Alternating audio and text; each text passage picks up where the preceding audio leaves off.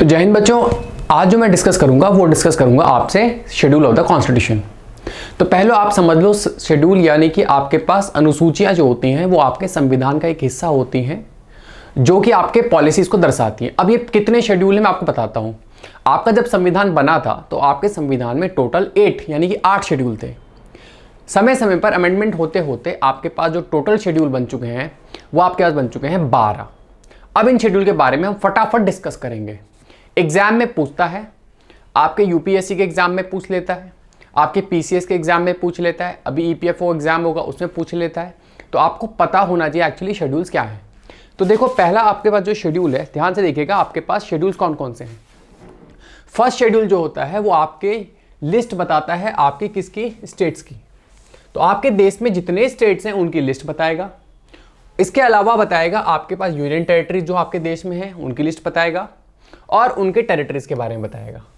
तो आपके पास complete state की जो लिस्ट है वो आपका कौन बताता है, फर्स्ट शेड्यूल। अगला होता है सेकंड शेड्यूल। अब ये सेकंड शेड्यूल क्या है, देखो ध्यान से सुनना।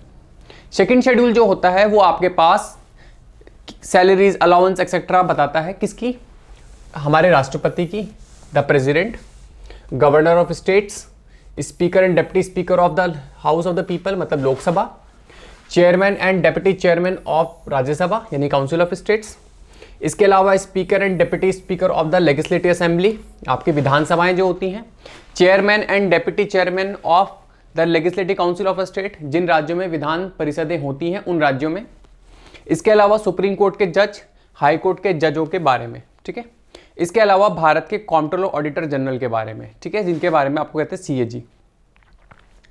इसके अलावा ध्यान से सुनिएगा, आपके पास ओथ्स एंड अफर्मेशन होती हैं, यानी कि आपके पास जो शपथ होती है किसकी, जब वो पदभार ग्रहण करते हैं आपके कौन, ये लोग। थर्ड शेड्यूल उसके बारे में बताएगा। पहला कौन, आपके यूनियन मिनिस्टर्स। इसके अलावा कैंडिडेट्स ऑफ पार्लियामेंट्री इलेक्शंस। इसके अलावा मेंबर ऑफ पार्लियामेंट, आपके जो सांसद होते हैं चाहे वो राज्यसभा को चाहे लोकसभा, जजेस of supreme court, CAG, state ministers, ठीक है। इसके अलावा candidates of state legislature election जो आपके विधानसभा के चुनाव लड़ते हैं। इसके अलावा मेंबर ऑफ स्टेट लेजिस्लेचर जो आपके विधान सभाओं और विधान परिषदों के जो सदस्य होते हैं। इसके अलावा जजेस ऑफ द हाई कोर्ट। तो इनके बारे में ओथ एंड अफर्मेशंस के बारे में बताएगा थर्ड शेड्यूल। अगला होता है फोर्थ शेड्यूल। वो होता है काउंसिल ऑफ स्टेट्स में सीटों का जो आपके पास एलोकेशन है, the allocation of seats in आपके काउंसिल ऑफ स्टेट्स यानी कि आपके राज्यसभा। तो राज्यसभा में जो सीटों का एलोकेशन होता है, आपको पता है राज्यसभा में जो सीटें होती हैं वो एलोकेट होती हैं हर राज्य में अकॉर्डिंगली। तो राज्यसभा में जो आपके पास, जैसे आपके उत्तराखंड में जो है 3 राज्यसभा की सीटें हैं, ठीक है, इसी तरीके से आपके पास अलग अलग राज्यों में क्या है, राज्यों की राज्यसभाओं की सीटें एलोकेटेड हैं। तो उसी तरीके के बारे में बताता है। अगला आपके पास होता है, ध्यान से देखिएगा, फिफ्थ शेड्यूल। यह आपका administration and control of scheduled areas and scheduled tribes के बारे में बताएगा। तो फिफ्थ शेड्यूल होता है शेड्यूल्ड एरियाज के बारे में, ठीक है। अगला होता है सिक्स्थ शेड्यूल। ये आपके पास ट्राइबल एरियाज के बारे में बात करता है। फिफ्थ वाला शेड्यूल्ड एरियाज, सिक्स्थ वाला tribal areas of given states, Assam, Meghalaya, Tripura, Mizoram, in 4 states के ट्राइबल एरियाज के बारे में आपका कौन सा बताता है, आपका सिक्स्थ शेड्यूल। अगला होता है सेवंथ शेड्यूल। ये क्या करता है, आपका भारत एक फेडरल कंट्री है, आपको पता है क्वासी फेडरल है, लगभग फेडरल है। इन फेडरल कंट्री के बीच में जो काम है वो डिवाइडेड है। जैसे आपके पास कुछ काम सिर्फ सेंट्रल गवर्नमेंट को दिए गए हैं, जैसे आपके पास फौज, बैंकिंग, इंश्योरेंस, इसके अलावा करेंसी कंट्रोल है ना, या फॉरेन अफेयर्स, फॉरेन रिलेशंस जो आपके पास हैं, ये सब किसके बीच पास है, सेंट्रल गवर्नमेंट के पास है। इस तरह स्टेट लिस्ट में कुछ काम ऐसे होते हैं जो सिर्फ स्टेट को दिए गए हैं, जैसे पुलिस है ना, जैसा आपका पुलिस होता है तो वो किसका, स्टेट का है। लॉ एंड ऑर्डर है वो किसका, स्टेट का है। तो ये आपके स्टेट गवर्नमेंट के हैं। तीसरे होते हैं कॉन्करेंट लिस्ट। कुछ ऐसे काम है जो दोनों कर सकते हैं, बट अगर सेम लॉ आ जाए, ठीक है, किसी काम के लिए दोनों का, सेंट्रल का भी स्टेट का, तो सेंटर को ऊपर रखा जाएगा।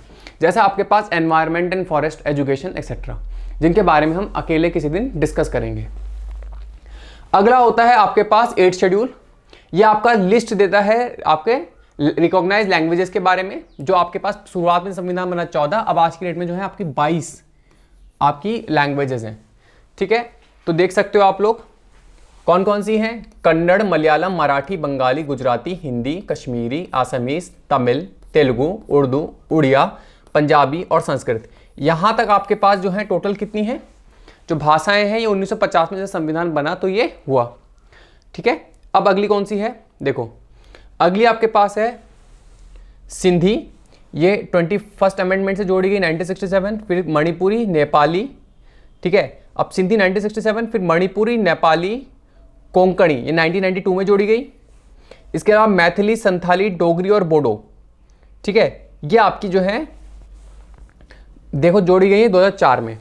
तो आपके पास टोटल जो लैंग्वेजेस हो गई 1 2 3 4 5 6 7 8, तो ये 8 बाद में जुड़ी है, आपकी 14 पहले थी। टोटल आज की डेट में 22 आपके पास लैंग्वेजेस हैं जो रिकॉग्नाइज लैंग्वेज हैं शेड्यूल्ड में, 8 शेड्यूल में। ठीक है, अगला है 9 शेड्यूल। ये कहता है the acts and regulations pass by state legislature related to land reforms and abolition of zamindari system. तो ये आपका फर्स्ट अमेंडमेंट से लागू हुआ था, फर्स्ट अमेंडमेंट 1951 से ये लागू हुआ था। इसके अलावा आपके पास the acts and regulations of parliament dealing with other matters, ठीक है, ये भी आपका फर्स्ट अमेंडमेंट से आया था, जिसके बारे में कभी हम डिस्कस करेंगे। अगला होता है 10th शेड्यूल जो आपका एंटी डिफेक्शन के बारे में पूछता है, एंटी डिफेक्शन के बारे में बताता है। दल बदलू निरोधक कानून जिसे आप लोग बोलते हैं, जो आपके एमपीज है और एमएलएस के दल बदल को निरोध करने के लिए 10th शेड्यूल 52nd अमेंडमेंट से 1985 में लाया गया था, दल बदल को निरोध करने के लिए, रोकने के लिए। अगला होता है 11th शेड्यूल, ये भी आपका पहले संविधान में नहीं था, 8 के बाद कोई भी नहीं थे, पहले 8 थे अब 12 हैं। 11th शेड्यूल जो होता है वो 29 ऐसे काम दिए गए हैं जो पंचायती राज की रिस्पॉन्सिबिलिटी में दिए गए हैं। पंचायती राज वाले जो हैं, मतलब पंचायती जो राज इंस्टीट्यूशंस हैं वो इन कामों को कर सकते हैं। 29 काम है, ठीक है, 29 काम है, इन कामों को आप लोग जरूर पढ़िएगा, हालांकि मैं इसे अलग से कराऊंगा। अगला है 12th शेड्यूल, ये आपका म्यूनसिपैलिटी के बारे में है, जो म्यूनसिपल आपके जो होती है अर्बन जो आपकी लोकल गवर्नमेंट होती है, उनको जो 18 काम दिए गए हैं उनमें से एक है आर्टिकल 243 में, और आपका जो है 11th शेड्यूल में आर्टिकल 243 में। तो ये आपके पास है, और 11th शेड्यूल आया था आपके पास 73rd अमेंडमेंट से, और आपका 12th शेड्यूल आया था 74th अमेंडमेंट से।